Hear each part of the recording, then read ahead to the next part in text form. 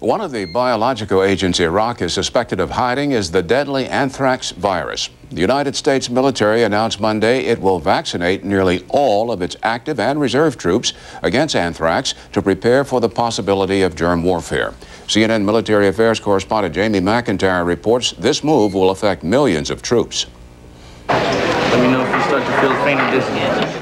The United States will, over 6 years, vaccinate all its 1.4 million troops along with 1 million civilians against the deadly anthrax bacteria. Because of the growing fear, Iraq and other rogue nations may resort to germ warfare in the future. We face a clear and present danger today, one that's only going to grow with time. Anthrax is an infectious disease that usually affects cattle and sheep.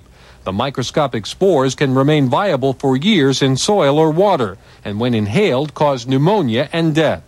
UN inspectors discovered Iraq had produced 240 gallons of weapons-grade anthrax, along with Scud missile warheads that, in theory, could kill 10 million people each.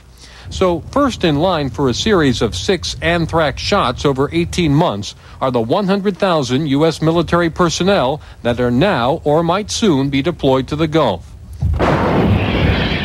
During the Persian Gulf War, only about 100,000 of 500,000 U.S. troops were inoculated because of a shortage of the vaccine. After the war, the Pentagon debated the $130 million cost of vaccinating all U.S. troops. In the end, the cost was outweighed by Pentagon projections that in a surprise anthrax attack, casualties could be as high as 65%.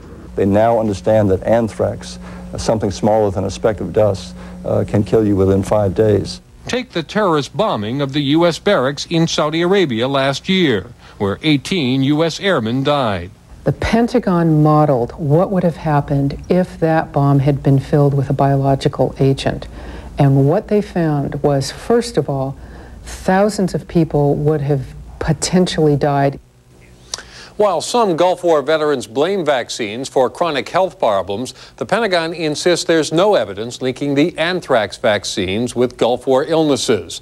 It says instead that the vaccine has been approved by the government for decades and provides virtually complete immunity with fewer side effects than the common flu vaccine. Bernie? Jamie, briefly, how is the United States military prepared to defend against a germ warfare attack? Well, the United States is spending a lot more money developing better detection systems and better protection systems, but the short answer is really it's not equipped to handle particularly a terrorist attack. It is making some progress, and this move today, vaccinating the troops, is one small step. Jamie McIntyre at the Pentagon.